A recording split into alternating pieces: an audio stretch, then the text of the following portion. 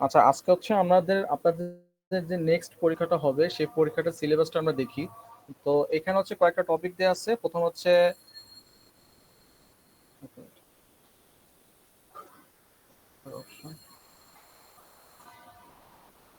হচ্ছে জেন্ডার দেয়া, তারপর হচ্ছে use of conjunction and connectors, phrase and idioms, narration, parallelism, spelling and vocabulary. তার ভিতরে দুইটা দেখেন লিখে রাখছি যে জেন্ডারে হচ্ছে 0 থেকে 1 মার্ক আসে আইবি এর প্রশ্নে জেন্ডার থেকে না প্রশ্ন আসে না। জেন্ডার থেকে প্রশ্ন আসে না কারণ জেন্ডার থেকে যে প্রশ্নগুলো আসে সেগুলো আসলে আইবি এর প্যাটার্নের ভিতরে পড়ে না। যেমন জেন্ডার থেকে প্রশ্ন কি কি আছে, যেমন হচ্ছে থেকে প্রশ্ন আসে এরকম যে ডাক, হ্যাঁ, এর হচ্ছে আপনার ফেমিনাইন কি, ডাকের হচ্ছে ডো, তারপর হচ্ছে কাউ, বুল, এরকম প্রশ্নগুলো আসে। বা অ্যাক্টর অ্যাক্ট্রেস, অ্যাক্টর এটা কি হবে অ্যাক্ট্রেস, এরকম আসে। এখন ইস্যুটা হচ্ছে এইসব প্রশ্ন আইবিএতে আসে না, কারণ আইবিএতে পুরোটা হচ্ছে আপনার অ্যাপ্লাইড গ্রামারের উপরে আসে, মানে যে গ্রামারটা আপনি জানেন সেই গ্রামারটা আসলে কিভাবে ইউটিলাইজ করবেন সেখান থেকে এটা হচ্ছে আপনার জেন্ডার থেকে আসে। তো যেহেতু এগুলো হচ্ছে ওদের ক্যাটাগরির ভিতরে পড়ে না, এই জন্য জেন্ডার থেকে প্রশ্ন আসে না। খুব রেয়ার কেস হতে একটা প্রশ্ন দিতে পারে, ঠিক আছে, এছাড়া এটা আসার কথা না। আর ন্যারেশন থেকেও এরকম হয় প্রশ্ন আসে না অথবা একটা থেকে একটা আসে। তো এই দুটো টপিকের উপরে আপনার হচ্ছে কম সময় ব্যয় করবেন, বিশেষ করে ন্যারেশনে খালি রুলস গুলো শিখবেন। খালি রুলস শেখাটাই আছে এনাফ, আর কিছু দেখা দরকার নাই। রুলস শিখবেন এবং হচ্ছে হায়েস্ট প্রত্যেকটার জন্য 5টা করে প্র্যাকটিস করবেন, সব মিলায় 10টা প্র্যাকটিস করবেন, ব্যাস শেষ। আর কিছু পড়ার দরকার নেই, কারণ হচ্ছে এখান থেকে অনেক সময় নষ্ট করে। আচ্ছা, এইবার দেখবেন বিসিএস একটা ন্যারেশন আসছে, এটা কিন্তু একটু অন্য টাইপের ন্যারেশন।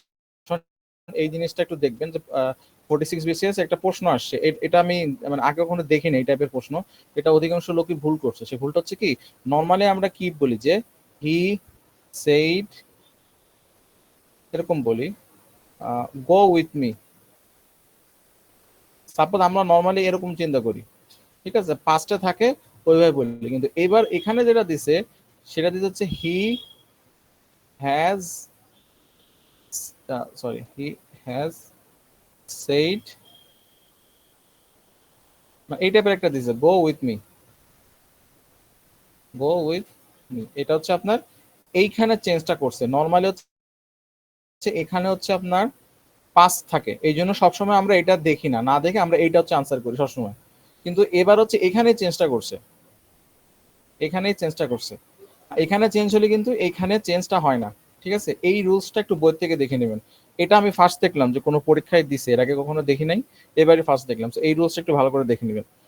আর এখান থেকে আমাদের অন্য যে টপিকগুলো আছে, ইউ কনজাংশন এন্ড কানেক্টরস, এটা হচ্ছে 1 থেকে 2 মার্কের ভিতরে আসে, কিন্তু এইটা হচ্ছে কি অনেক কিছু মিলায় আসে। এটা খুব ইম্পর্টেন্ট একটা চ্যাপ্টার, যে কনজাংশন এন্ড কানেক্টরস। এটা হচ্ছে কি সব জায়গা থেকে মোটামুটি প্রশ্ন আসে, সব পরীক্ষা এখান থেকে প্রশ্ন আসে। আইবিএতে 1 থেকে 2টা আসে 20 মার্কের ভিতরে। আর হচ্ছে ফ্রেজ অ্যান্ড ইডিয়মস, ওরা করে কি ইদার হচ্ছে একটা দেয় অথবা হচ্ছে 5টা দেয় বা 4টা দেয়, মানে একটা সেট করে এরকম দিয়ে দেয়, 5টা ফ্রেজ একসাথে দিয়ে দেয়, 5টা ফ্রেজ পরপর দিয়ে দেয় যে এই 5টা ফ্রেজের অর্থ কি। বা হচ্ছে আপনাকে যেটা করে সেটা ফিলিং দ্য গ্যাপস দিয়ে দেয়, ফিলিংস দ্য গ্যাপস দিয়ে দেয়, বলে যে লিভিংস হার্ট আউট,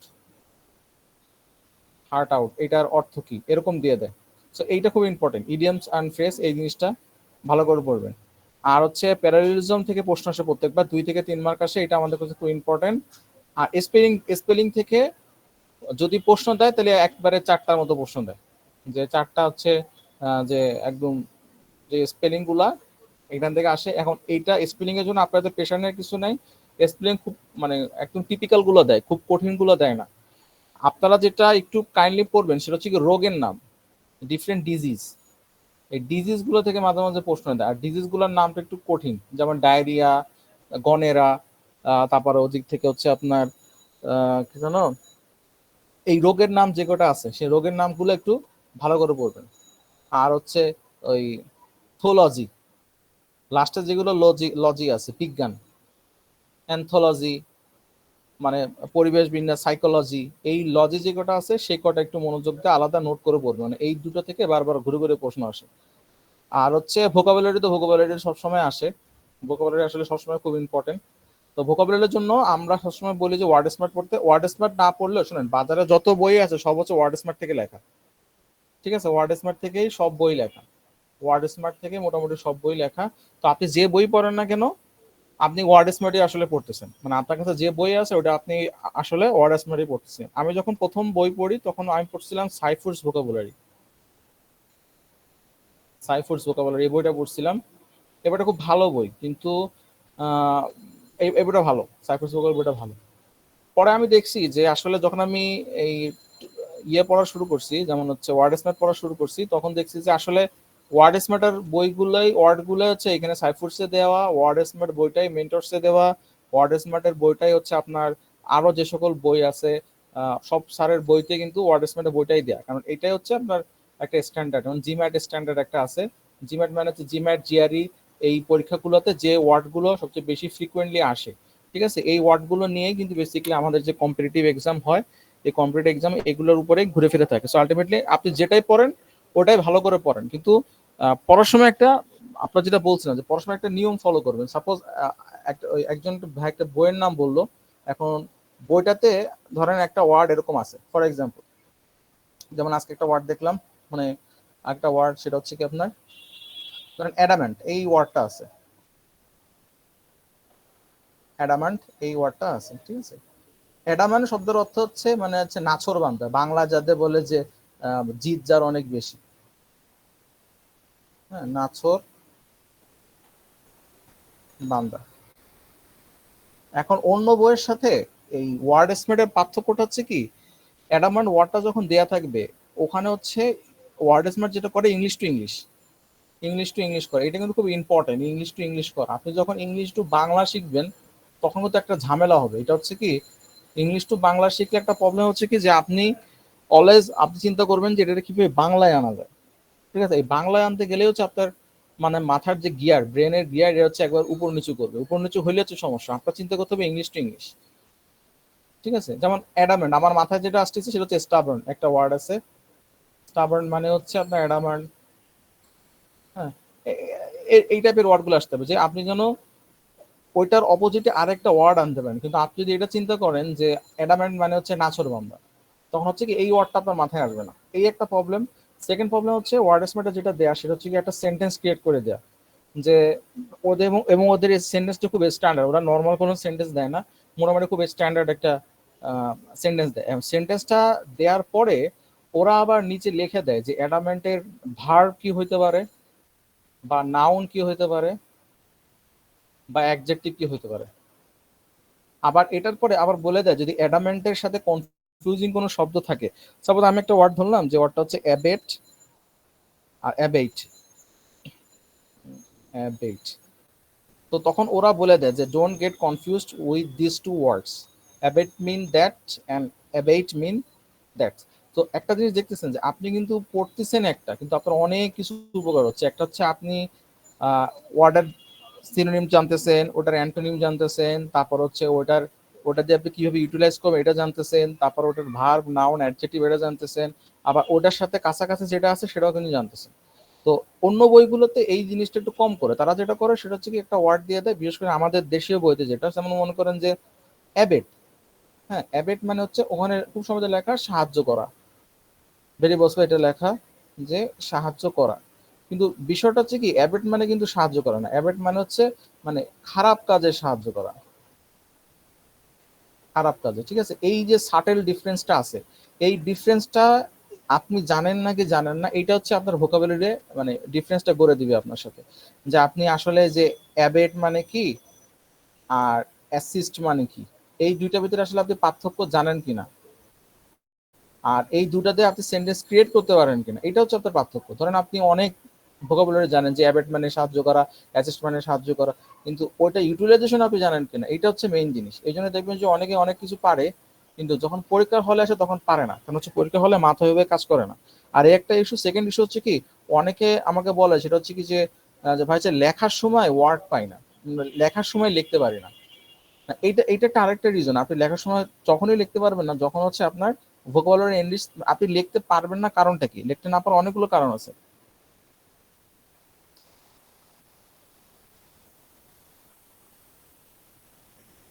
আচ্ছা, লিখতে না পারার অনেকগুলো কারণ আছে। প্রথম কারণ যেটা সেটা হচ্ছে কি, ওই টপিক নিয়ে আপনার কোনো ধারণা নেই।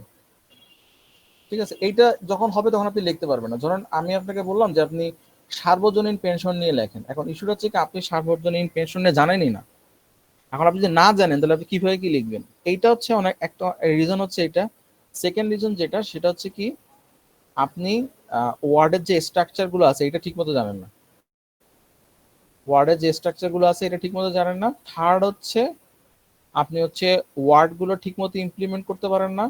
আর ফাইনাল যেটা থাকে সেটা হচ্ছে কি যে আপনার প্র্যাকটিস নেই। ঠিক আছে, এইগুলোর জন্যই হচ্ছে বেইলি আমরা লিখতে পারি না। আদারওয়াইজ কিন্তু আমরা লিখতে পারি। তারপর হচ্ছে একজন জানে যে, ধরেন ফর এক্সাম্পল একজন জানে যে সার্বজনীন পেনশনটা কি, এটা নিয়ে তার খুব ভালো ধারণা আছে, কিন্তু বিষয়টা হচ্ছে কি, মানে সে যখন লিখতে যায় তার নিজের কাছে মনে হচ্ছে যে লেখা স্ট্যান্ডার্ড হচ্ছে না। ঠিক আছে, তখন হচ্ছে সে মানে কনফিডেন্স পায় না, মানে আগাইতে পারে না, এই একটা ইস্যু। তারপর হচ্ছে ওয়ার্ড গুলো ঠিক মতো, যেমন হচ্ছে ডু, মানে কেউ যদি মানে লেখার ভিতরে লেখে ডু, গুড, ভেরি, এই মানে এগুলো যদি মানে লেখে, ঠিক আছে, মানে টিচার বুঝবে যে এর আসলে মানে ভোকাবুলারি খুব মানে এনরিচ না, এ অল্প কিছু জানে, এখনো হচ্ছে ও গ্রাজুয়েশন কমপ্লিট করে ডু ইউজ করতেছে, গুড ইউজ করতেছে, ভেরি ইউজ করতেছে। এই জন্য হচ্ছে তখন হচ্ছে এই লেখাগুলো এমনি কমে যায়। মানে আমরা যখন খাতা দেখি, ধরুন আমি যখন খাতা দেখি, মানে এত তো আসলে দেখা সম্ভব না, মানে একটা পৃষ্ঠায় তো আপনি সবকিছু দেখবেন না। আপনি মনে করেন যে একটা খাতা একটা পৃষ্ঠা দেখতে 30 সেকেন্ডের বেশি সময় নেয় না কেউ, মানে এত খুঁটাখুটে পড়ার সময় নেন, 30 সেকেন্ডের ভিতরে আপনার খাতা যা দেখাতে দেখে ফেলে যে খাতার ভিতরে কি কি আছে। তো যেটা চেক করে সে চেক করে হচ্ছে কি, সাপোজ হচ্ছে আপনার স্ট্রাকচারটা চেক করে, যেমন আপনার সিম্পল সেন্টেন্স, তারপর হচ্ছে কমপ্লেক্স সেন্টেন্স, তারপর কম্পাউন্ড সেন্টেন্স, এটা কি কি রেশিওতে আছে, তারপরে চেক করে আপনার ভোকাবুলারি কি রেশিওতে আছে। ঠিক আছে, আবার অনেকে আবার মনে করে যে ডেটা দিলে খুব ভালো নাম্বার পাওয়া যায়। আচ্ছা, এইটা নিয়ে একটা ডিবেট আছে যে ডেটা দিলে কি নাম্বার পাওয়া যায়, নাকি মানে সুন্দর স্ট্রাকচার দিলে নাম্বার পাওয়া যায়। ঠিক আছে, এইটা নিয়ে আসলে অনেক ইয়ে আছে। এটা আসলে নির্ভর করে কে খাতা দেখছে তার উপরে, যে ডেটা দিলে নাম্বার দিবে না স্ট্রাকচার নাম্বার দিলে। ইংলিশ খাতা যখন দেখবে তো ইংলিশ মানে কি, ইংলিশ মানে হচ্ছে সে দেখবে যে ইংলিশের নলেজ তার আছে কিনা, ইংলিশ নলেজ জানার জন্য তো আমার সেন্টের স্ট্রাকচার দরকার। এই জন্য যেটা ভালো সাজেশন সেটা হচ্ছে কি, মানে মধ্যমপন্থা অঞ্চন করা, মানে হচ্ছে আপনি কিছু ডাটা দিবেন, মানে ডাটা দিবেন কিছু, আর হচ্ছে কিছু স্ট্রাকচার দিবেন। এটা হচ্ছে সবচেয়ে ভালো ওয়েতে হচ্ছে আপনার মানে ফোকাস রাইটিং বলেন বা যে কোনো রাইটিং বলেন, সেক্ষেত্রে সবচেয়ে ভালো হচ্ছে এটা, যে ডেটা দিবেন কিছু, স্ট্রাকচার দেবেন কিছু। এমন দিবেন না যে খালি ডেটা, মানে আপনার এক পেজে আপনি 6-7টা ডাটা দিয়ে ফেলছেন। ঠিক আছে, একজনের দেখছিলাম যে খাতা দেখতেছি, উনি হচ্ছে বাংলাদেশের ইকোনমিক গ্রোথ নিয়ে লিখছে। ঠিক আছে, তো ইকোনমিক গ্রোথ নিয়ে লিখছে ভালো কথা, তো উনি হচ্ছে মানে শুরু করছে ডেটা দিয়ে, মাঝে ডেটা মানে হাইয়েস্ট 3 থেকে 4 লাইন উনি ভিতরে লিখছে একটা পেজে, আর সব উনি ডেটা দিচ্ছে, ভালো কথা। তো এখন আমি তো তার ডিসি ফোকাস রেন্ডিং লিখতে, আমি তো তাকে তার মানে ফুল ডেটা দিতে বলি নাই যে ডেটা জানে নাকি জানে না। তো এখানে তো জিনিসটা ইয়ে হয়েছে, আপনি ধরেন একটা পেজে আপনি 10 লাইন লিখলেন, আর হচ্ছে 2টা ডেটা দিলেন, 2টা ছক দিলেন, এটা হচ্ছে স্ট্যান্ডার্ড। ঠিক আছে, ও এটাও জানে ও এটাও জানে, তাহলে হচ্ছে খুব ভালো। আর প্রথম লাইনটা খুবই সুন্দর হওয়া লাগে, মানে প্রথম লাইনটা হচ্ছে আপনি যা জানেন ইংলিশে যতটুক জানেন সব সুন্দর করে প্রথম লাইনটা দেখালে, কারণ প্রথম লাইনটা টিচার ভালো করে দেখে যে প্রথম লাইনে আসলে কি হচ্ছে না হচ্ছে। তো এই জিনিসগুলো একটু মানে সবসময় মাথায় রাখতে হয়। আর হচ্ছে ওয়ার্ড স্মার্টে আমি যেটা বলতে চাচ্ছি সেটা হচ্ছে ওয়ার্ড স্মার্টে এইটাই হচ্ছে সবচেয়ে ইম্পর্টেন্ট জিনিস, সবচেয়ে ভালো ফিচার। মানে আমি আলহামদুলিল্লাহ অনেকগুলো বই পড়ছি ভোকাবুলারির জন্য, আমি মেন্টরসের বই পড়ছি, একসময় জিআরই পরীক্ষা দিয়েছিলাম তখন হচ্ছে জিআরই বই পড়ছি। তো সব বইয়ের ভিতরে আমার সবচেয়ে ভালো লাগছে হচ্ছে ওয়ার্ড স্মার্ট বই। কেন হচ্ছে ওয়ার্ড স্মার্ট বইতে আসলে আপনার সব দিক থেকে আপনাকে সাপোর্ট দেয়, অন্য কোনো বইতে এত সাপোর্ট দেয় না। এটা হচ্ছে ইস্যু, বাট আপনি যে কোনো বই পড়তে পারেন, এটা কোনো সমস্যা না। আচ্ছা, আমরা আসলে ফার্স্টে যেটা দেখবো যে প্যারালাল স্ট্রাকচার যেটা আছে এটা আসলে ফার্স্টে থাকার কারণ হচ্ছে কি, এখান থেকে হচ্ছে খুব বেশি ভ্যারিয়েশনের প্রশ্ন আসে না। প্যারালাল স্ট্রাকচার যেটা, এটা খুব বেশি প্যারালাল প্রশ্ন আসে না, এই জন্য আমাদের টার্গেট হচ্ছে কি যে জিনিসগুলো শর্টকাট সেই জিনিসগুলো আমরা তাড়াতাড়ি করে ফেলবো। মানে যে জিনিসগুলো আমাদের করতে টাইম কম লাগবে সেই জিনিসগুলো হচ্ছে আমরা তাড়াতাড়ি করে ফেলবো। সো বেসিক্যালি প্যারালাল স্ট্রাকচার যেটা, প্যারালাল স্ট্রাকচার বলেন বা প্যারালালিজম যা বলেন, এই দুটো কিন্তু একই অর্থ। প্যারালাল স্ট্রাকচারও যা, প্যারালাল ইয়েটাও একই জিনিস, এক এক জায়গায় একইভাবে বলে।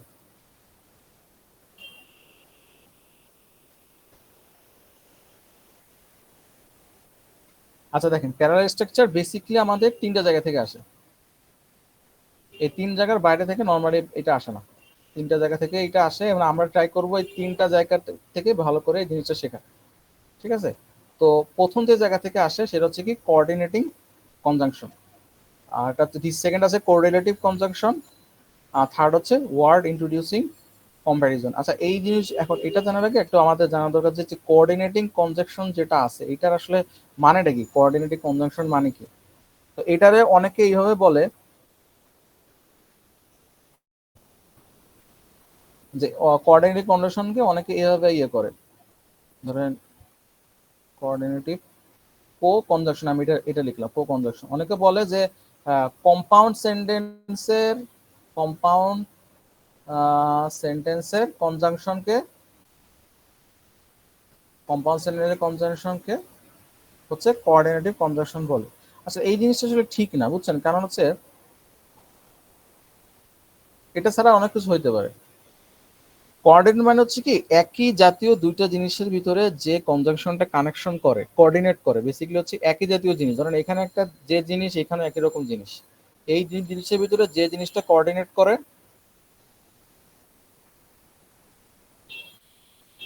তাকে বলে হচ্ছে কোঅর্ডিনেটিভ কনজাংশন। আর এটা একটা মনে রাখার শর্ট একটা ফর্ম আছে, এটা ছোটবেলায় স্কুলে শিখাতো, সেটা হচ্ছে কি যে ফ্যান বয়েস একটা বলে, যে F A N fan, B O Y S, fan boys. F তে হচ্ছে ফর, এতে হচ্ছে অ্যান্ড, এন তে হচ্ছে নর, বিতে হচ্ছে বাট, ওতে হচ্ছে অর, এস তে হচ্ছে সো, ওয়াইতে হচ্ছে ইয়েট। এটা হচ্ছে কোঅর্ডিনেটিভ কনজাংশন হচ্ছে এগুলাই। তো এখানে যেহেতু ওই যে এন বাট অর চলে আসে, যে এন বাট অর এটা আসে, এগুলো বা যেহেতু কম্পাউন্ড সেন্টেন্সে বেশি বেশি আসে, এই জন্য অনেকে মনে করে যে হতে পারে যে এটা হয়তো খালি ইয়ের ক্ষেত্রে ব্যবহৃত হয়, আপনার হচ্ছে কোঅর্ডিনেটিভ কম্পাউন্ড সেন্টেন্সের ক্ষেত্রে ব্যবহৃত, বাট এরকম না, এটা যে কোনো জায়গায় ব্যবহৃত হয়। ঠিক আছে, সো আমরা হচ্ছে এটা একটু মনে রাখবো যে ফ্যান বয়েস দিয়ে যে আসলে সাতটা যে সাতটা আছে সাতটা আমরা মনে রাখবো। আচ্ছা এবার হচ্ছে আমরা একটা এক্সাম্পল দেখি যে এটা কি কি এক্সাম্পল আছে। তো একটা সবসময় মনে রাখবেন যে যে কোনো জিনিস মনে রাখা সবচেয়ে ইজি হচ্ছে কি সেই জিনিসের আপনার ইয়ে মনে রাখা, এক্সাম্পল মনে রাখা। এক্সাম্পল মনে রাখলে আপনি ওই জিনিসটা অনেক মনে রাখতে পারবেন। আপনার হচ্ছে এই যে এইটা মনে রাখার দরকার নাই যে কোঅর্ডিনেটিং কাকে বলে, কনজাংশন কাকে বলে, এগুলো দরকার নাই। কারণ হচ্ছে কি আপনাদের যে স্টেজ হচ্ছে এইসব প্রশ্ন কখনোই আসবে না।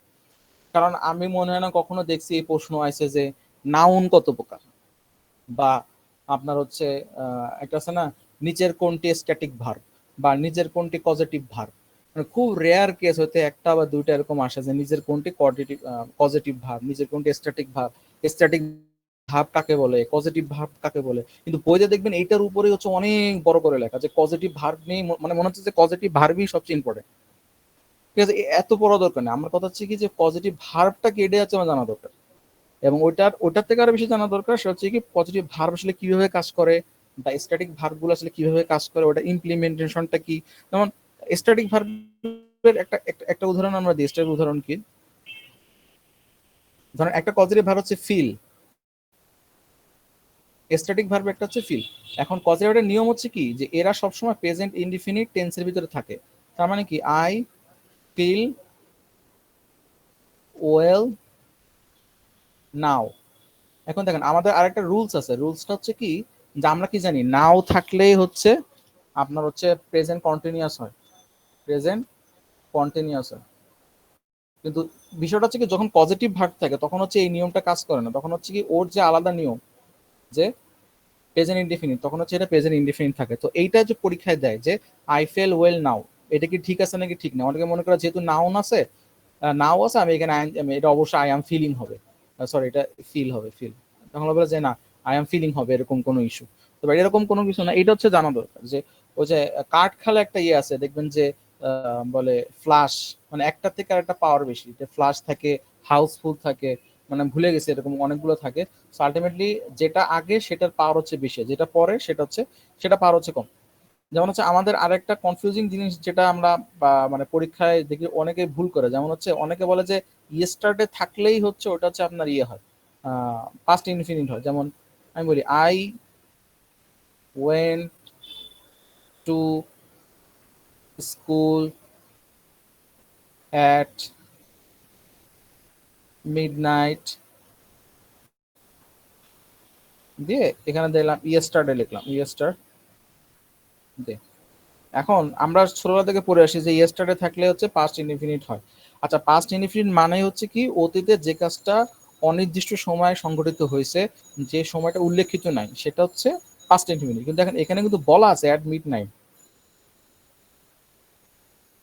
ঠিক আছে? অ্যাট মিডনাইট কিন্তু এখানে বলা আছে, মানে আপনার বলে দিছে যে এই সময় সে কাজটা করছে, তখন কিন্তু আর এখানে পাস্ট ইনডিফিনিট হবে না, এখানে হয়ে যাবে হচ্ছে আপনার প্রেজেন্ট পারফেক্ট হয়ে যাবে, যে হ্যাভ গন। ঠিক আছে, এই এই জিনিসটা আসলে আপনার জানা দরকার। মানে আপনার ফুল এত ডিটেলস জানা থেকে যে অনেকে দেখে যে পাস্ট ইনফিনিট কখন হয়, বড় বড় এত শখ করার দরকার নেই। কথা হচ্ছে যে রেগুলার ইউজটা আমার জানা দরকার, আর ইররেগুলার ইউজটা যেটা হয় মানে একদম এক্সেপশনাল ইউজ যেটা, এই দুটো জিনিস হচ্ছে আমাদের জানা দরকার। সবসময় কোনো কিছু পড়ার সময় এই দুটো জিনিস মাথায় রাখবেন, যে এটার সময় এটা হয়, ওটার সময় এটা হয়। আচ্ছা, কোঅর্ডিনেটিভ কনজাংশন একটা আছে, তারপর হচ্ছে কোরিলেটিভ কনজাংশন, আর হচ্ছে ওয়ার্ড ইন্ট্রোডাকশন। কোরিলেটিভ কনজাংশন আমরা নর্মাল সবাই জানি যে যেটাতে দুইটা একসাথে ইউজ করে, ইদার অর ইউজ করে, ইদার নট ইউজ করে, not only but also use করে, মানে দুইটা একসাথে থাকে, ইদার অর থাকে, নেইদার নট থাকে, নট অনলি বাট অলসো, এগুলো থাকে, এগুলো হচ্ছে কোরিলেটিভ কনজাংশন। আর থার্ড হচ্ছে ইন্ট্রোডিউসিং কম্পারিজন, মানে একটার সাথে যখন আরেকটা কম্পারিজন করে, যে আমি আমার বয়স করিমের থেকে বেশি, এই তখন আমরা কি ইউজ করি, দেন ইউজ করি। তারপর হচ্ছে আমি তার থেকে জুনিয়র, সেক্ষেত্রে আমরা টু ইউজ করি। বা সমান ইউজ করতে গেলে আমরা অ্যাজ ইউজ করি। এই যে এগুলো যখন ইউজ করে তখন হচ্ছে ওগুলোর বলা হচ্ছে কম্পারিজন ওয়ার্ড, ইন্ট্রোডিউসিং কম্পারিজন, মানে কম্পারিজন ওয়ার্ড গুলো বলে। তো এগুলোর প্রত্যেকটা করে একটা করে উদাহরণ আমরা দেখবো যে আসলে কি কি পরীক্ষা আসতে পারে। এগুলো আসলে ওরা এক্সপেরিমেন্ট খুব কম চালায় এগুলোতে, এবং এগুলোতে আপনার কমন পাওয়ার সম্ভাবনা অনেক বেশি। মাঝে মাঝে অনেক কঠিন জিনিস নিয়ে এক্সপেরিমেন্ট চালায়, যেমন ফুল সেন্টেন্স রিপ্লেস করে দেয়, যে ফুল সেন্টেন্সে কোথায় ভুল আছে। তো এগুলোতে সময় অনেকে ভুল করার সম্ভাবনা থাকে, কিন্তু এগুলো যদি আপনি একটু ট্রিকি ওয়েতে দেখে যান, মানে একটু ফোকাস দিয়ে দেখে যান যে না এখান থেকে যা এসে আমি পারবো, এবং এখান থেকে আপনার ভেরিয়েশন দেওয়ার সম্ভাবনা খুবই কম, তো আপনি কিন্তু এখান থেকে সলিড নাম্বার পেয়ে যাবেন, অন্য জায়গা থেকে কিন্তু পাবেন না। আর যেহেতু আমাদের কোর্সটা হচ্ছে কি আপনার আইবিএ সেন্ট্রিক, তো ওদের স্টাইলটা আমরা ফলো করে পড়ার ট্রাই করবো, যে ওরা আসলে কোন স্টাইলে ফলো করে। আর আপনাদের একটা জিনিস বলি, সেটা হচ্ছে কি মানে আইবিএর সাথে পেট্রোবাংলার কথা হচ্ছে, তো অনেক সময় কিন্তু আপনার নেগোসিয়েশন মিলে না, বুঝছেন? মানে আইবিএর সাথে পেট্রোবাংলা নেগোসিয়েশন মিলে না, কেন গভর্নমেন্টের একটা পলিসি থাকে, আইবিএর একটা স্ট্যান্ডার্ড থাকে, ঠিক আছে? ওরা ওদের স্ট্যান্ডার্ডের বাইরে যাইতে চায় না। কারণ আইবিএস যেরকম পরীক্ষা নেয়, সে পরীক্ষা মনে করবেন সে পরীক্ষায় কোনো লিঙ্ক নমিক নাই, সে পরীক্ষায় কোনো আপনার দুই নম্বরই নাই, সে পরীক্ষায় কোনো ঘুষ নাই, সে পরীক্ষায় কোনো মানে খাতা প্রশ্ন আউট নাই, এগুলো কোনো আইবিএতে হবে না। তো ওই জন্য ওরা একটা সার্টেন স্ট্যান্ডার্ড ফলো করে। তো এইটা হচ্ছে ওরা ওই জিনিসটা আছে। সো এখন যেটা প্রবলেম যেটা হয়েছে সেটা হচ্ছে কি, ধরেন হচ্ছে পেট্রোবাংলা যেটা বলছে, তো আপনাদের সব মিলায় ধরেন হচ্ছে 1.5 লাখ অ্যাপ্লিকান্ট অ্যাপ্লাই করছে, 1.5 লাখ অ্যাপ্লিকান্ট অ্যাপ্লাই করছে। তো পেট্রোবাংলা যেটা বলতেছে সেটা বলতেছে যে তুমি 1.5 লাখ লোকের প্রিলি প্লাস রিটেন দুটো খাতায় দেখবা, প্রিলি প্লাস রিটেন দুটো খাতায় দেখবা, দেখার পরে যারা টপের দিকে আছে তাদেরকে তুমি ভাই ভাই কল করবা। আর আইবিআই যেটা বলতেছে সেটা বলতেছে যে এত তো 1.5 লাখ খাতা রিটেন খাতা দেখা সম্ভব না, 1.5 লাখ রিটেন খাতা কি করে দেখবো? তার থেকে বেটার হয় আমি যেটা করবো সেটা হচ্ছে কি, প্রথমে প্রিলি খাতা দেখবো, প্রিলি খাতা দেখার পরে যারা হচ্ছে টপ, ধরেন আমি 7,000 কল করবো, ঠিক আছে? টপ 7,000-এর ভিতরে থাকবে, তাদের হচ্ছে রিটেন খাতা আমি দেখবো, দেখে ওই দুটো যোগ করে হচ্ছে তাদেরকে ভাইবার জন্য পাঠাবো। তো এইখানে হচ্ছে একটা নেগোসিয়েশনের ঝামেলা হচ্ছে, এই দুই পার্টির ভিতরে নেগোসিয়েশন সমস্যা হচ্ছে। এই জন্য একটা কথা উঠছে, সেটা হচ্ছে কি যে এমআইএসটি কে দিয়ে এই পরীক্ষাটা নেওয়ানো যায় কিনা, এটা নিয়ে একটা কথা চলতেছে। যেহেতু এটা করতে পারতেছে না, সেহেতু এমএসটি কে দিয়ে এই পরীক্ষাটা নেওয়ানো যায় কিনা, এই নিয়ে একটা কথা উঠছে। 2019 সালে একবার এই ঝামেলাটা একবার হয়েছিল। 2019-এ যেটা হয়েছে সেটা হচ্ছে কি যে আমি যখন প্রথম এনএসআই পরীক্ষা দিয়েছিলাম, এটা আমার ফার্স্ট পরীক্ষা ছিল এনএসআই। এনএসআই আমি যখন প্রথম পরীক্ষা দিলাম তখন আইবিএন নিছে প্রিলি।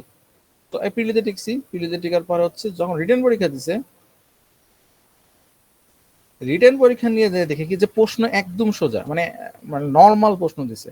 পরে শুনলাম এইটা নিচে হচ্ছে এমআইএসটি, কারণ হচ্ছে এদের সাথে এদের নেগোসিয়েশনে ঝামেলা হয়েছে, যে ওরা বলছে না ওই ওই একই সমস্যা, যে এতগুলো খাতা দেখা সম্ভব না, তো বলছে না তোমার দেখতে হবে, এই নিয়ে করে পরবর্তীতে নেওয়া হয়নি, পরবর্তীতে এমআইএসটি হচ্ছে রিটেনটা নিছে, পরবর্তীতে এইভাবে পরীক্ষাটা হচ্ছে।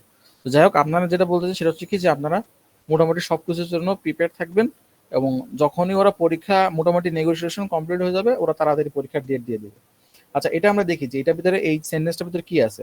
যেমন হচ্ছে আমরা সেন্টেন্সটা পড়ি, এগুলো কি লিখছে যে broken children commonly exhibit on or more of the following symptoms. কি কি? Rebelliousness, withdrawal, restlessness. এবার দেখেন এখানে একটা দিয়ে রাখছে, দে আর ডিপ্রেস। তো বিষয়টা হচ্ছে যখন হচ্ছে এরকম কোনো কোয়ালিটি থাকবে, এটাই হচ্ছে আপনার প্যারালিলিজম। প্যারালাল মানে কি? সমান্তরাল, সবকিছু একই সমান্তরালে আছে। দেখেন এটা কিন্তু নাউন, সমান্তরালে আছে, এটাও নাউন সমান্তরালে আছে, রেস্টলেসনেস নাউন, এটাও সমান্তরালে আছে। কিন্তু এখানে দেখেন, এখানে মাঝখানে একটা পুরো ফুল সেন্টেন্স চলে আসছে। সো এইটাই হচ্ছে আইডেন্টিফাই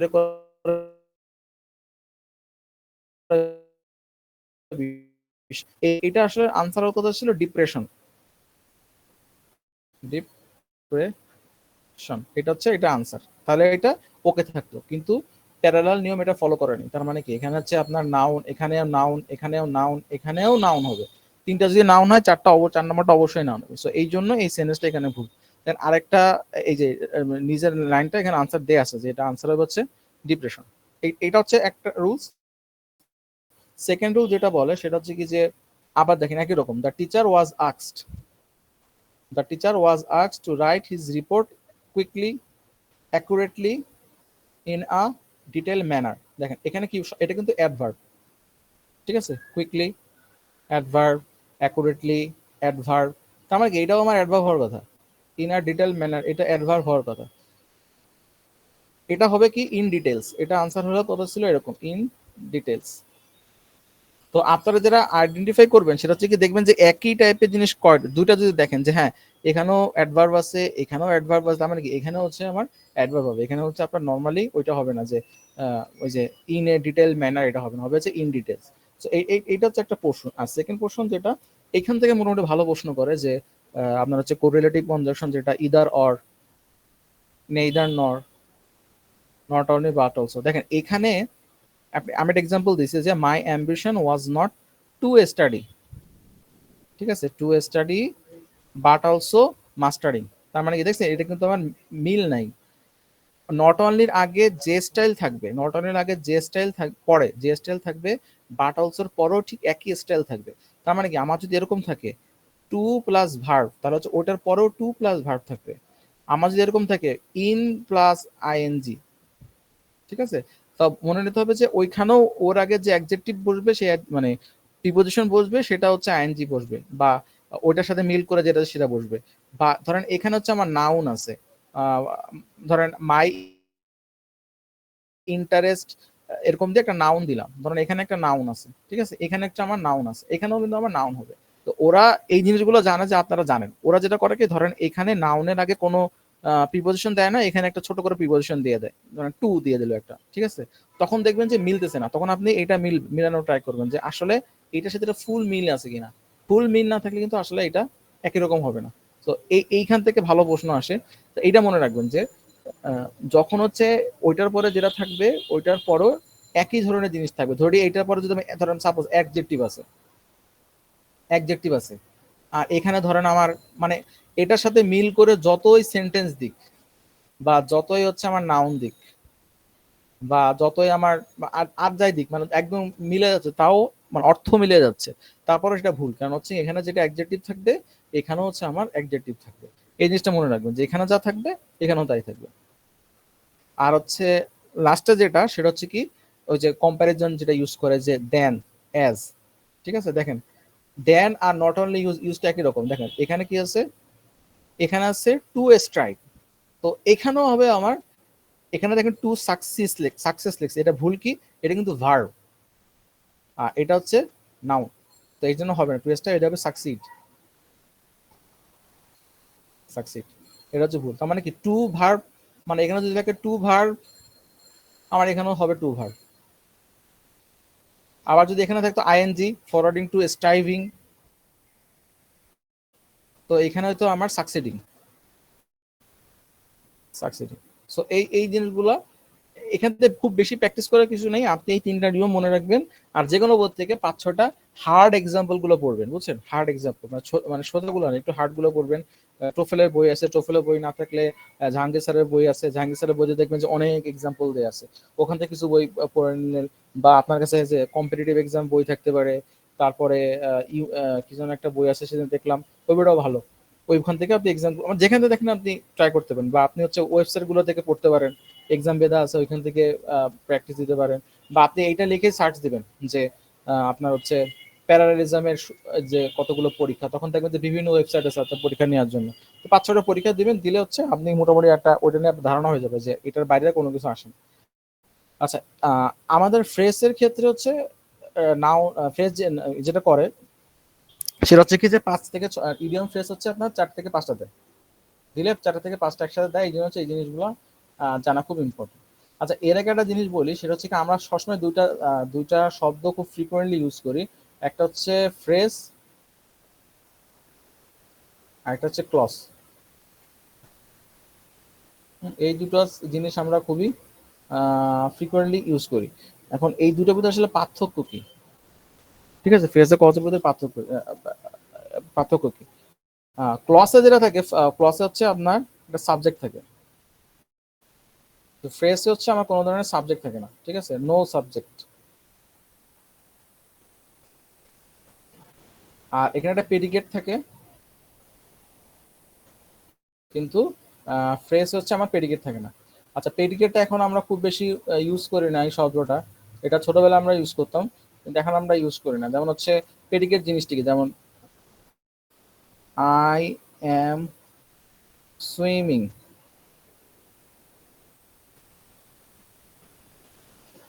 ইন আ পন্ড। তার মানে কি, সাবজেক্ট তো আমরা বুঝছি, এটা আমার সাবজেক্ট, আর এটা হচ্ছে আমার হচ্ছে ভার্বাল ফ্রেজ। আর এর বাইরে যেটা থাকে, যেটা হচ্ছে কি মোটামুটি এটা এক্সপ্রেস করে, এটাকে বলা হচ্ছে প্রেডিকেট। এই তিনটে প্রেডিকেট। সো ফ্রেজের ক্ষেত্রে হচ্ছে এই সাবজেক্ট থাকে না, প্রেডিকেট থাকে না। ক্লজের ক্ষেত্রে সাবজেক্ট থেকে প্রেডিকেট থাকে। এটা একটু জানার দরকার একটা কারণে, সেটা হচ্ছে কি ওই যে মাঝে মাঝে একটা এক্সাম্পল দেয়, সাপোজ হচ্ছে নিচের কোনটি প্রিপোজিশন, প্রিপোজিশন দিয়ে মানে এমন এমন, যেমন বাট, বাট দিয়ে একটা মনে করেন যে বড় একটা সেন্টেন্স ক্লজ দিয়ে দিল, তখন কিন্তু এটার প্রিপোজিশন হবে না, কারণ প্রিপোজিশন বেসিকলি হচ্ছে আপনার নাউনকে কানেক্ট করে, নাউন ফ্রেজকে কানেক্ট করে, ক্লজকে তো ওরা কাউন্ট করে না। তো এটা জানার জন্য এটা বললাম। তো এখানে হচ্ছে অনেকগুলো নাম দেয়া আছে, এর ভিতরে আমাদের সবচেয়ে ইম্পর্টেন্ট যেটা, সেটা হচ্ছে কি যে নাউন ফ্রেজ থেকে প্রচুর প্রশ্ন আসে। আর হচ্ছে প্রশ্ন হচ্ছে প্রিপোজিশনাল ফ্রেজ। আর একটা প্রশ্ন থেকে প্রশ্ন আসে, সেটা হচ্ছে কই হলো অ্যাডজেক্টিভ ফ্রেজ। এই তিনটা থেকে মোটামুটি ভালো প্রশ্ন আসে, নাউন, অ্যাডজেক্টিভ ফ্রেজ, আর হচ্ছে প্রিপোজিশনাল ফ্রেজ। এই তিনটা হচ্ছে আপনারা ডিপলি দেখবেন, আর এগুলোর একটা করে উদাহরণ মনে রাখবেন। যে যেমন ভার্বাল ফ্রেজটা খুব ইজি, এটা আসলে মনে রাখার দরকার কোনো দরকারই নেই, এটা আপনি এমনি পারবেন। যেমন হচ্ছে ভার্ব ফ্রেজ আপনি কিভাবে বলতে পারবেন, ভার্ব ফ্রেজে বলতে পারবেন এরকম, যেমন লুক ইনটু, মানে একটা ভার্ব থাকবে তার সাথে কিছু যুক্ত থাকবে, লুক ইনটু, বা ফর এক্সাম্পল এম রিডিং। এই সবগুলো হচ্ছে আপনার ভার্বাল ফ্রেজের উদাহরণ, যেটা খুব কিছু না। আমাদের বেসিক জানার বিষয় যেটা, সেটা হচ্ছে কি নাউন ফ্রেজ, যে নাউন ফ্রেজ আমার জানার বিষয়, অ্যাডজেক্টিভ ফ্রেজ আমার জানার বিষয়, ফাইনাল হচ্ছে প্রিপোজিশনাল ফ্রেজ আমার জানার বিষয়। দেখবেন যে পরীক্ষা হলে ঘুরে ফিরে এগুলো আসে, নিজের কোনটি নাউন ফ্রেজ, নিজের কোনটি প্রিপোজিশনাল ফ্রেজ। এবার বিশেষে দেখবেন যে এইগুলোর ভিতরেই 3টা প্রশ্ন আসছে। মানে আমি এরকম দেখি নাই যে একই টপিকের ভিতরে এতগুলো প্রশ্ন দেওয়া। এবার মানে বিশেষ যেটা করতেছে আমার কাছে মনে হয়, সেটা হচ্ছে ওনারা হচ্ছে ইয়ের থেকে সরে আসতেছে, মানে হচ্ছে আপনার এই টাইপের প্রশ্ন থেকে সরে আসে, যে যে অ্যাডমাইরেশন, অ্যাডমাইরেশন এটা নাউন নাকি অ্যাডজেক্টিভ, এইসব প্রশ্ন থেকে সরে এসে আপনার রিডিং ক্যাপাবিলিটি কত ভালো তার উপরে ওরা প্রেশার দিচ্ছে। ঠিক আছে, তো আমাদের দিন দিন এরকম হবে। যেমন 45 রিটেন যেরকম দেখলাম, যেরকম সেটা হচ্ছে 45 রিটেনে ধরেন আপনি যদি কিছু নাও পড়ে যান, ঠিক আছে, আপনাকে ইংলিশ বেসিক থেকে আপনি কিছু না পড়ে গেলে আপনি সব আনসার করে আসতে পারবেন। ঠিক আছে, মানে এটা আপনি যা জানেন অলরেডি তার উপরেই পরীক্ষা, মানে আপনার নতুন করে কোনো কিছু করা লাগবে না, সব সিন কম্পারিজন থেকে সব করে আনসার দিয়ে দেয়। আপনি জানেন নাকি জানেন না, এটা হচ্ছে আসল ইস্যু। আগে যেরকম সিনোনিম দিত, অ্যান্টোনিম দিত, অ্যান্টোনিম দিত, সিনোনিম দিত, এখন আর ওগুলো দিচ্ছে না, এখন পুরোপুরি জায়গা থেকে সরে আসে, সবাই সরে আসেছে দেখলাম। এখন দেখা যাক সামনে কি আসে। এখন হচ্ছে আমরা নাউন ফ্রেজটা নিয়ে একটু ইনডেপ আলোচনা করবো, যে নাউন ফ্রেজটা এটা আমাদের যেহেতু ইম্পর্টেন্ট, এটা হচ্ছে এই জন্য হচ্ছে এটা নিয়ে আমরা একটু বেশি আলোচনা করবো। দেখেন, নাউন ফ্রেজটা আসলে মডিফাই করে কয়েকটা জিনিস, যেমন হচ্ছে সাবজেক্টকে, অবজেক্ট অফ ভার্ব, কমপ্লিমেন্ট এবং অবজেক্ট ফর্ম অফ প্রিপোজিশন, এই সবগুলোই হচ্ছে আপনার নাউন ফ্রেজ হিসেবে কাজ করে। আমরা একটা একটা করে উদাহরণ দেখবো যে সাবজেক্ট হিসেবে কখন, যেমন হচ্ছে to run in the morning is a good habit, যেখানে এসে এটা সাবজেক্ট হিসেবে কাজ করতেছে। আবার দেখেন অবজেক্ট হিসেবে কাজ করে এইভাবে যে হি enjoys running in the morning, তখন একটু অবজেক্ট হিসেবে কাজ করতেছে। আবার কমপ্লিমেন্ট কি, যে mister Anis is a man of parts, ঠিক আছে, এখানেও কাজ করতেছে। আবার object form of preposition, he came up with his son, এই হিসেবে কাজ করতেছে। এখন দেখেন এত কিছু আমার জানা দরকার না, আমার জানার দরকার কি যে এই জিনিসগুলোরে আমি নাউন দিয়ে, সিম্পল নাউন দিয়ে আমি রিপ্লেস করতে পারবো কিনা। ঠিক আছে, ধরেন হচ্ছে একটা ইজ এ গুড হ্যাবিট, আচ্ছা এই জিনিসটারে আমি কি রানিং দিয়ে, এত কিছু না লাগে খালি রানিং দিয়ে রিপ্লেস করতে পারবো, যে running is a good exercise, good habit, তার মানে কি এটা হচ্ছে আমার, তাহলে এইটা হচ্ছে নাউন ফ্রেজ। কারণ যেহেতু এই জিনিসটা নাউন দিয়ে রিপ্লেস করা যাচ্ছে, মানে হোয়াট দিয়ে রিপ্লেস করা যাচ্ছে, তার মানে কি এটা হচ্ছে আমার নাউন ফ্রেজ। যে জিনিসকে হোয়াট দিয়ে রিপ্লেস করা যায়, হট আর হুম এই দুটোতে রিপ্লেস করা যায়, ওই জিনিসটা হচ্ছে আমার নাউন ফ্রেজ। মানে এত কিছু মনে রাখার দরকার নেই, খালি এই জিনিসটা মনে রাখবেন। যেমন হচ্ছে he came up with whom his son, what দিয়ে প্রশ্ন করবেন আর হচ্ছে হুম দিয়ে প্রশ্ন করবেন, এই দুটোতে যদি আনসার জানা যায় তাহলে ওটা হচ্ছে আমার নাউন ফ্রেজ। আদারওয়াইজ মানে আপনি যদি সূত্র মনে রাখতে চান, যেমন অনেক জায়গায় এরকম দেওয়া থাকে যে নাউন ফ্রেজ হতে গেলে প্রথমে তার সামনে একটা প্রিপোজিশন থাকা লাগবে, এবং তারপরে হচ্ছে এবং শেষ হইতে হবে হচ্ছে প্রথমে একটা প্রিপোজিশন থাকবে এবং শেষ হবে একটা নাউন দিয়ে, এরকম অনেক বড় বড় সূত্র। পরীক্ষার হলে আসলে এগুলো মনে থাকে না, ঠিক আছে, এগুলো মনে থাকে না।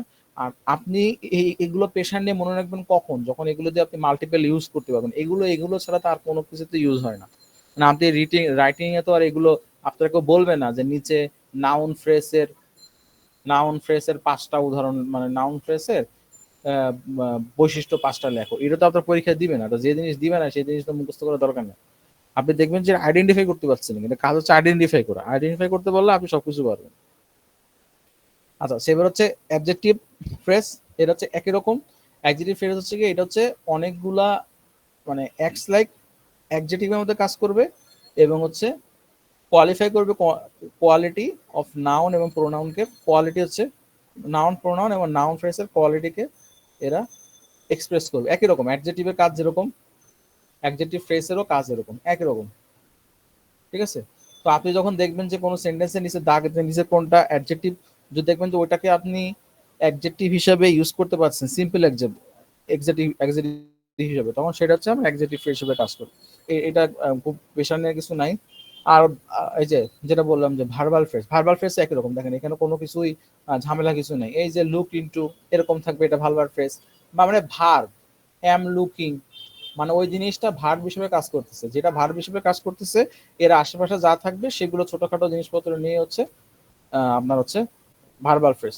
যেমন হচ্ছে auxiliary verb plus main verb, এই দুটো মিলে হয়ে যাচ্ছে আমার কি ভার্বাল ফ্রেজ। একটা ভালো একটা নাম দিয়ে দিল, কিন্তু নাম তো আসলে কোনো ইস্যু না, এটা হচ্ছে আপনার কিভাবে কাজ করতেছে এটা হচ্ছে আসলে ইস্যু। হ্যাঁ, ভার্বাল ফ্রেজ হিসেবে এটা কাজ করলো। বা আপনি ধরেন একটা বড় একটা জিনিস দিয়ে দিল যে হ্যাঁ, হ্যাভ বিন ওয়ার্কিং, এটা কি, এটা হচ্ছে ভার্বাল ফ্রেজ। মানে এগুলো হচ্ছে অক্সিলারি ভার্ব আর এটা হচ্ছে আপনার মেইন ভার্ব। বা মডাল ভার্ব যেটা বলে মাস্ট ওয়ার্ক, মডাল ভার্ব, এই মডাল ভার্ব যেটা প্লাস হচ্ছে এটা, এই দুটো মিলে হচ্ছে আপনার ভার্ব ফ্রেজ। এটা মানে খুব ইজি, এই প্রশ্নগুলো নর্মালি পরীক্ষায় দেয় না, এত সোজা প্রশ্ন। আচ্ছা, অ্যাডভার্ব এই দুটো নিয়ে আমাদের প্যাচ লাগে। এটা হচ্ছে অ্যাডভার্ব ফ্রেজ, ভার্বাল ফ্রেজ আর অ্যাডভার্ব ফ্রেজ, আর হচ্ছে আপনার আরেকটা জিনিস হচ্ছে এটা হচ্ছে অ্যাডভার্বিয়াল ফ্রেজের একটা উদাহরণ এটা, he ran with great enthusiasm.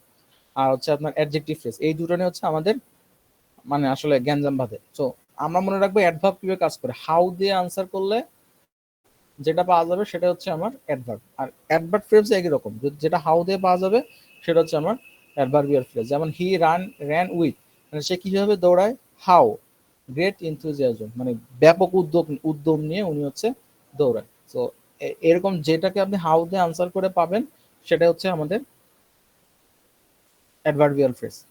R prepositional phrase যেটা সেটা হচ্ছে কি দেখেন, প্রিপোজিশনাল ফ্রেজ যেটা সেটা বেসিক্যালি এখানে একটা অবজেক্ট থাকবে, এটাকে সে কানেক্ট করবে পাশের যে সেন্টেন্সটা আছে তার সাথে এটা কানেক্ট করবে।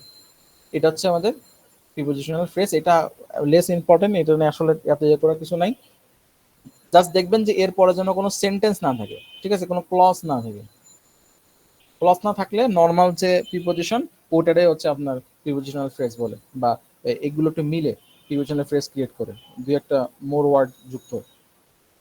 আর ইন্টারজেকশন ফ্রেজ যেটা, এটা চিনার সবচেয়ে সোজা উপায় হচ্ছে যে এই চিহ্নটা থাকবে, বিস্ময়বোধক চিহ্ন যেখানে থাকবে এটা হচ্ছে আমাদের ইন্টারজেকশন। এটা আসলে খুব ইজি, এটা নিয়ে চিন্তা করার কিছু নাই। আর হচ্ছে ইনফিনিটিভ ফ্রেজ যেটা আমরা যেটা পড়ছি না, আমরা কি জানি যে 2 প্লাস ভার্ব 1, এটা হচ্ছে ইনফিনিটিভ ফ্রেজ। সো এই যে এই এক্সপ্যান্ড করে টু নো যেটা থাকে এটা হচ্ছে আমাদের ইনফিনিটিভ। আর আমরা পার্টিসিপেল একটা নিয়ম পড়ছি এর আগে, যে পার্টিসিপেল আর জিরান্ডের ভিতরে পার্থক্য কি, পার্টিসিপেল আর জিরান্ডের ভিতরে পার্থক্য। আচ্ছা, জিরান্ড হচ্ছে বেসিক্যালি নাউন, ঠিক আছে। সো আপনি যে জিনিসটারে হোয়াট দিয়ে রিপ্লেস করতে পারবেন সেটাই হচ্ছে জিরান্ড। হ্যাঁ, আর যেটা পারবেন না সেটা হচ্ছে পার্টিসিপল। তো এই জিনিসটারে আমি হোয়াট দিয়ে রিপ্লেস করতে পারি না, এই জন্য এটা হচ্ছে আমাদের পার্টিসিপল। আর যদি মনে করেন যে এটাকে আমি হট দিয়ে রিপ্লেস করতে পারতাম তাহলে হচ্ছে ওটা আমাদের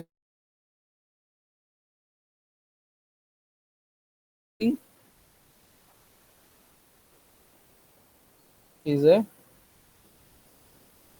গুড এক্সারসাইজ।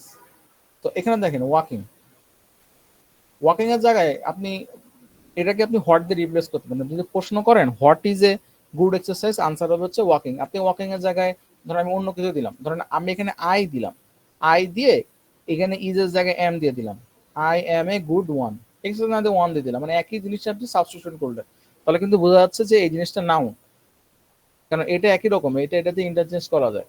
তাহলে হচ্ছে নাউন। সাপোজ মনে করেন আপনার কাছে ইউএসডি আছে, ঠিক আছে, আবার আপনার কাছে টাকাও আছে, বিডিডি আছে। তো আপনি দুটো ইন্টারচেঞ্জ করতে পারছেন, বিডিডি ইউএসডি করতে পারতেছেন, ইউএসডি বিডিডি করতে পারতেছেন। তার মানে বোঝা যাচ্ছে দুটোই হচ্ছে আসলে আপনার কাছে মানি, ঠিক আছে। হয়তো এক দেশের কাছে এটা ইউএসডি, আর দেশের কাছে বিডিডি, কিন্তু দুটো হচ্ছে বেসিকলি কি মানি, কারেন্সি, মানি বা কারেন্সি। তো আলটিমেটলি এই কারেন্সি হচ্ছে আমাদের নাউন, মানে হচ্ছে জিরান্ড হচ্ছে আমাদের ওই সেই কারেন্সি। এইটা একটু আপনাদের কিছুদিন প্র্যাকটিস করলে মাথায় চলে আসবে। আপনার কোনো রুলসটা মনে, মানে ওই যে যতগুলো রুলস আছে যে এইটা হলে এটা জিরান্ড, ওইটা হলে ওইটা জিরান্ড, ওইভাবে চিন্তা না করে চিন্তা করবেন যে আমি এটা অ্যাডজেক্টিভ আর নাউন এটা লোকট করতে পারতেছি কিনা। অ্যাডজেক্টিভ আর নাউন লোকট করতে পারলে বাকিগুলো আমাদের এমনি চলে আসবে। আচ্ছা, এই আচ্ছা কনজাংশন আর লিঙ্কার্স, এখান থেকে হচ্ছে কি প্রচুর প্রশ্ন আসে, প্রচুর প্রশ্ন আসে। কি করে আপনাকে সরাসরি কখনো বলবে না যে নিজের কোনটি কনজাংশন, এই প্রশ্ন কখনো করবে না, নিচের কোনটি কনজাংশন, ঠিক আছে, এই প্রশ্ন আপনাকে কখনো দিবে না। আপনাকে যেটা দেবে সেটা হচ্ছে কি পিন পয়েন্ট এরর দিবে,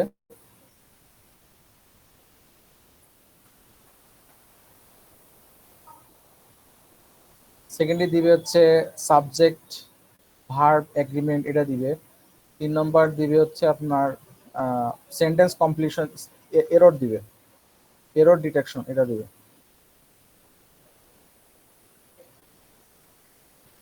এইগুলো হচ্ছে আমার কতগুলো নিয়ম আছে, যে কয়টা ফ্রিকোয়েন্ট আছে সে কটা হচ্ছে আমি এখানে আনছি, যে মানে মোটামুটি যে কটা ফ্রিকোয়েন্টলি পড়ে পরীক্ষা সে কটা আপনাদের এখানে দিয়ে রাখছি, যাতে আপনারা এ কটা একটু ভালো করে প্র্যাকটিস করতে পারেন।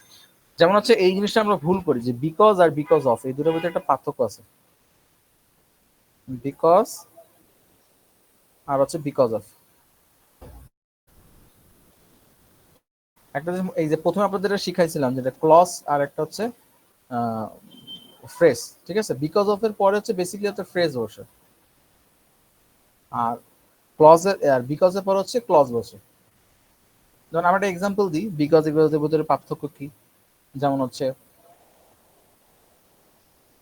Because it was dark I did not go out. দেখছেন এখানে কিন্তু আমার কি চলে আসছে, একটা ক্লজ চলে আসছে। ক্লজের জিনিসটা কি, আমার এখানে সাবজেক্ট আছে, এখানে ভার্ব আছে, এখানে আমার প্রেডিকেট আছে। সো আলটিমেটলি এটা হচ্ছে আমাদের সেই ক্লজ। কিন্তু আমি যদি এই জিনিসটাই বিকজ অফ দিয়ে লিখতে চাই তাহলে আমার লিখতে হবে এরকম,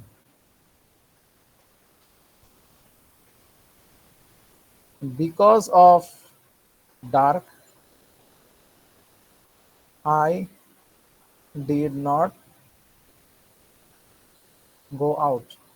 আপনারা হচ্ছে আইবি এর কোশ্চেন ব্যাংকটা একটু খুলবেন। আইবি এর কোশ্চেন ব্যাংক বলতে হচ্ছে কি পরীক্ষা, আইবি যে পরীক্ষাগুলো নেয় ওখানে দেখবেন যে এই জিনিসটা অনেকবার আসে, বিকজ আর বিকজ অফ দিয়ে পিন পয়েন্ট এরর থেকে শুরু করে সাবজেক্ট ভার্ব এগ্রিমেন্ট থেকে শুরু করে তারপরে হচ্ছে আপনার এরর ডিটেকশন থেকে শুরু করে মানে মাল্টিপল প্রশ্ন আসে এই জিনিসটাতে। তো এই জিনিসটাতে আপনারা একটু খেয়াল রাখবেন। আচ্ছা, ডিসপায়ার্ড এন্ড ইন্সপায়ার্ড অফ, এখানে আপনারা একটা প্রথমে যেটা ভুল করেন সেটাকে অনেকে দেখি যে এই যে ইনস্পায়ার্ড যেটা আছে এই ইনস্পায়ার্ড একসাথে লেখে, এভাবে লেখে যে ইনস্পায়ার্ড, এটা কিন্তু ভুল। এইটা কিন্তু পরীক্ষায় দেয়, এইটা একসাথে দিয়ে আপনার পরীক্ষায় দিবে যে নিচের কোনটা সঠিক কোনটা কোনটা ভুল। তো এরকম একসাথে দেওয়া থাকবে ইনস্পায়ার্ড, আপনি দেখা গেলো ওইটা রাইট দিয়ে দিলেন তখন এটা কাটা যাবে, জিনিসটা হবে এটা কিন্তু আলাদা হবে। একটা হচ্ছে ইন, তারপর হচ্ছে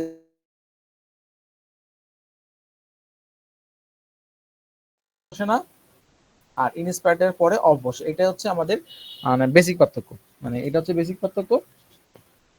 যেমন হচ্ছে আমি যদি লিখি despite his astonishing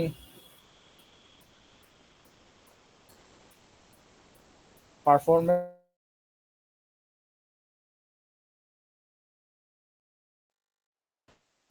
he was not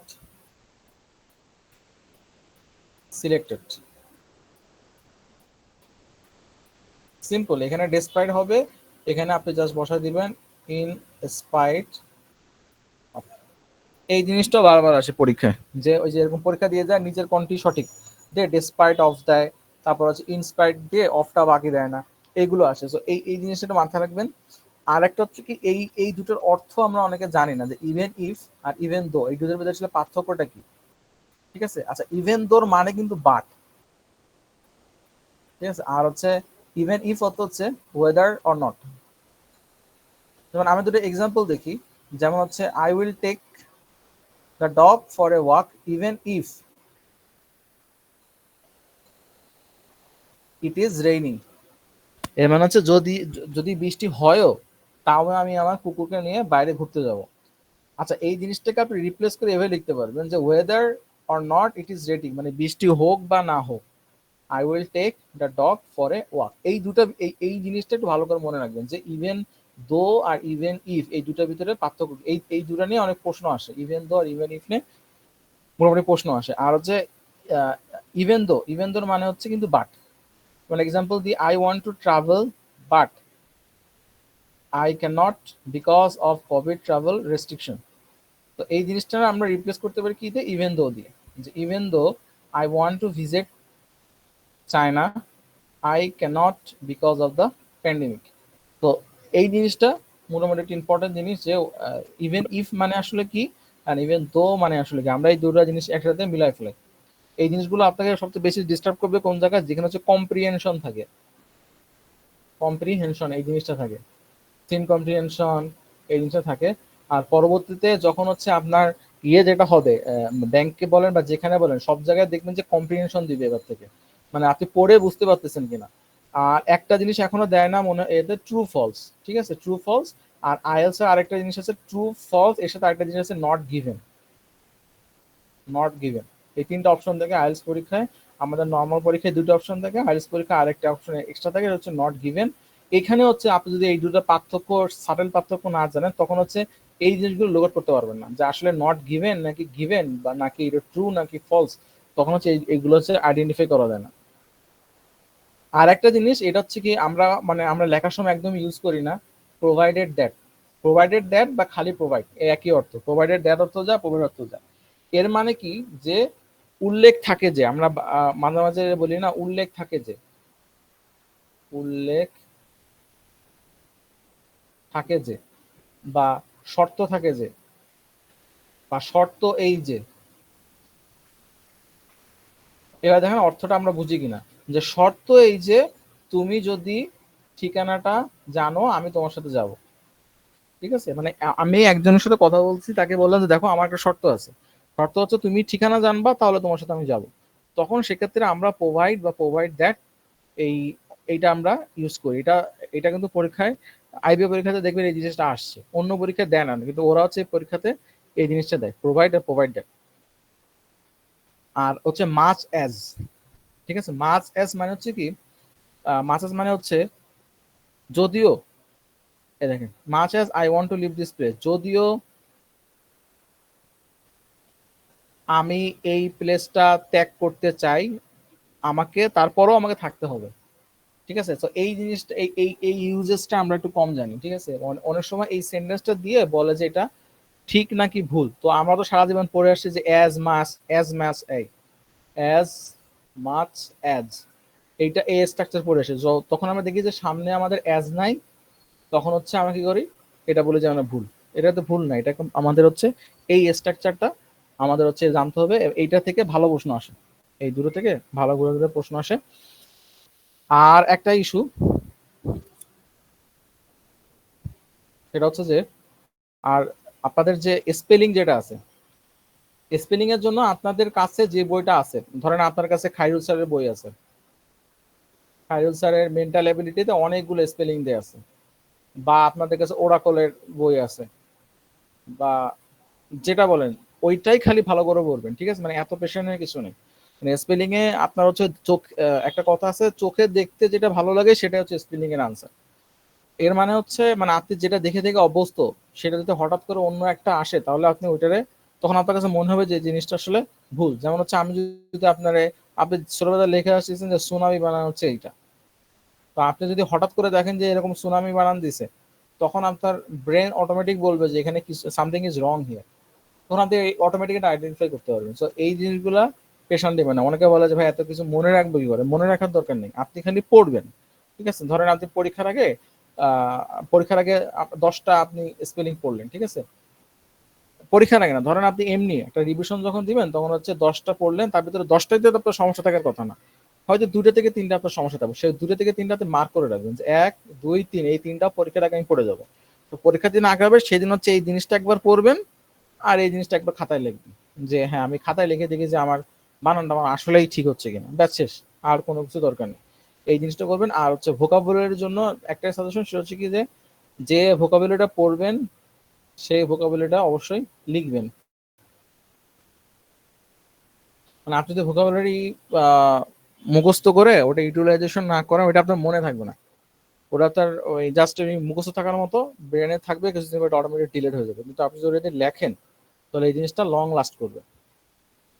আর একটা জিনিস, এই জিনিসটা হচ্ছে সব পরীক্ষায় মোটামুটি আসে, যে পরীক্ষা দেন নো সুনার হ্যাড, এখানে যে স্ট্রাকচার সবচেয়ে বেশি ইম্পর্টেন্ট সেটা হচ্ছে কি নো সুনার হ্যাড থাকবে।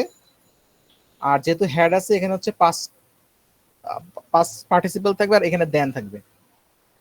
এই ফর্মটা খুব ইম্পর্টেন্ট। আমি 3টা এক্সাম্পল দিচ্ছি, 4টা, 1টা 2টা 3টা 4টা, কিন্তু দেখেন এখানে আরেক প্রকার হইতে পারে।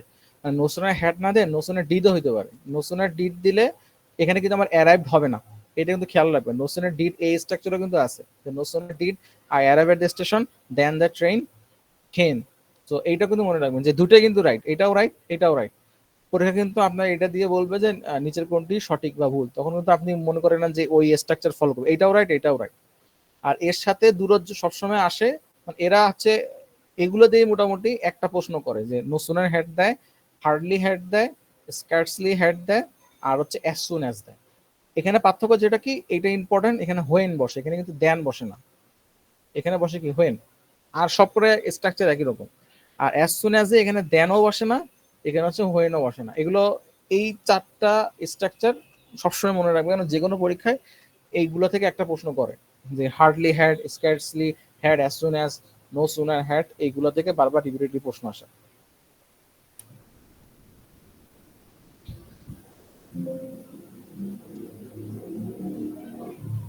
আর তাহলে এইটা হচ্ছে আপনাদের মোটামুটি আজকের ক্লাস। আর হচ্ছে আপনারা একটা জিনিস পড়ে নিবেন, সেটা হচ্ছে কি যে জিরান্ডের জন্য যে কোনো বই, ধরেন আপনি মাস্টার স্যারের জাহাঙ্গীর স্যারের বইতে অ্যাবনর্মাল জিরার যেগুলো আছে, মানে যেটা আপনার কাছে একটু কঠিন মনে হয়, যেমন হচ্ছে কোল্ড বা এরকম, যেটা যেটা আপনার কাছে মনে হচ্ছে যে নর্মালি আমরা ইউজ করি না, যেমন র্যাম, ইউই এরকম, ই ইউ এরকম একটা আছে। এগুলো একটু ভালো করে দেখবেন, নর্মাল গুলো দরকার নেই, প্রিন্স প্রিন্সেস অ্যাক্টর অ্যাক্ট্রেস, তারপরে তারপর হচ্ছে ডক্টর লেডি ডক্টর, এইগুলো দেখা দরকার নাই। আর দেখবেন যে এরকম বলা আছে যে সান, ঠিক আছে, সান কি আপনার ম্যাসকিউলিন জেন্ডার নাকি ফেমিনাইন জেন্ডার, স্প্রিং উইন্টার, এই যে একটু মানে ডিফারেন্ট যেগুলা, এই ডিফারেন্টগুলা একটু ভালো করে পড়ে নেবেন। এছাড়া আর এখান থেকে বেশি সময় নিয়ে পড়ার কিছু নাই। তো এটা হচ্ছে আমাদের আজকের মোটামুটি ক্লাস। আর একটা জিনিস সেটা হচ্ছে আপনারা কি মানে সবাই ঠিকমতো পরীক্ষা দিচ্ছেন? অনেকে দেখি যে একটা পরীক্ষা খারাপ করে আর পরীক্ষা দিতে যায় না। যেমন একটা পরীক্ষা কম নম্বর পাইছে, সে পরের পরীক্ষার দিকে সে নাই। না, আইবিএফ পরীক্ষা কিন্তু এরকমই, মানে আপনি মানে প্রশ্ন কঠিন করবে, এক্সট্রিম কঠিন করবে, আপনার ওই কঠিন গুলা নিয়ে আপনার হচ্ছে প্র্যাকটিস করতে হবে। যদি প্র্যাকটিস না করেন তাহলে কিন্তু ওই আইবিএফ পরীক্ষা হলে যখন বলবেন তখন কিন্তু আরো কঠিন হবে। আমাদের কাজ হচ্ছে আপনাদেরকে এই মানে কঠিন যে সিচুয়েশনটা আছে এটার সাথে হ্যাবিচুয়েটেড করা। আদারওয়াইজ হবে কি কিছুক্ষণ পরে হচ্ছে আপনি তখন ওই পরীক্ষা হলে ওই জিনিসটা সোজা লাগবে। আদারওয়াইজ কিন্তু আপনি যখন ধরেন পরীক্ষা দিলেন না, ধরেন আমার এক কলিগ আছে, উনি যেটা করছে সেটা হচ্ছে কি উনি আইএলটিএস পরীক্ষা দিতে গেছে। তো আপনারা যারা আইএলটিএস পরীক্ষা দিচ্ছেন সেটা তো জানেন যে আইএলটিএস এর 4টা পরীক্ষা হয়, একটা পরীক্ষা প্রথমে হয়, যেমন ওদের প্রথমে স্পিকিং পরীক্ষা হয় আর 3টা পরীক্ষা 7 দিন পরে হয়। তো উনি করছে কি উনি প্রথমে স্পিকিং পরীক্ষা দিয়ে উনি দেখছে যে ভালো নাম্বার পাবো না, উনি আর পরে 3টা পরীক্ষা দিতে জানে, মানে 22,000 টাকা উনি ওখানে নষ্ট করছে। কিন্তু উনি যদি ওখানে পরীক্ষাটা দিত অ্যাটলিস্ট 6 তো পাইতো, মোটামুটি দিলে 6 তো পাইতো। তো এই জিনিসটা করবে না, মোটামুটি আপনারা পরীক্ষা দিবেন, সমস্যা হলে জানাবেন, পরীক্ষা হলে যেটা ভুল করবেন সেটাই মনে থাকবে পরীক্ষা। পরীক্ষা দিয়ে অ্যান্সার গুলো ভালো করে দেখবেন। আমরা কিন্তু মনে করেন যে অ্যান্সার যে এক্সপ্লেনেশনটা আছে এটা মানে খুব মানে টাফলি আমরা পরীক্ষা করি, ঠিক আছে, মানে যেন এক্সপ্লেনেশন আমরা দিই না, মানে যে কোনো এক্সপ্লেনেশন দিলে ওটা আমরা বারবার রিচেক করি যেটা ভুল আছে কিনা ঠিক আছে কিনা। আপনি এক্সপ্লেনেশন গুলো থেকে অনেক কিছু শিখতে পারবেন। তো পরীক্ষাগুলো দিবেন আর এক্সপ্লেনেশন গুলো বারবার দেখবেন। আর কারো কোনো প্রশ্ন থাকলে একটু জিজ্ঞেস করেন। 31 তারিখে যে পরীক্ষাটা ওটা কি 60 মার্কসের এমসিকিউ হবে 1 ঘন্টায়? হ্যাঁ ভাই, একবার বলেন। 21 থেকে পরীক্ষা। ওই অ্যাসিস্ট্যান্ট অফিসের পরীক্ষাটা কি 60 মার্কসের এমসিকিউ হবে নাকি রিটেনও হবে? আচ্ছা ভাই, এই যে একটা ইস্যু জিনিস হচ্ছে কি ওরা আসলে বলে না, আইবি একটা আগে সমস্যা যেটা ছিল সেটা বলে না। আপনি রিটেনের প্রিপারেশন নিয়ে যাবেন, ঠিক আছে। এটা 2টা স্টাইলে প্রশ্ন করতে পারে, 3টা স্টাইলে প্রশ্ন করতে পারে। প্রথম যে স্টাইল করতে পারে যে 2021 সালে তিতাস গ্যাস একটা পরীক্ষা নিচ্ছিল, ওই স্টাইলে দেখবেন যে 60 মার্কের অবজেক্টিভ আর কোনো কিছু নাই, অ্যাস্টার ম্যানেজার পরীক্ষা, ওই একটা স্টাইলে করতে পারে। আর সেকেন্ড যে স্টাইলে করতে পারে সেটা হচ্ছে কি 60 আর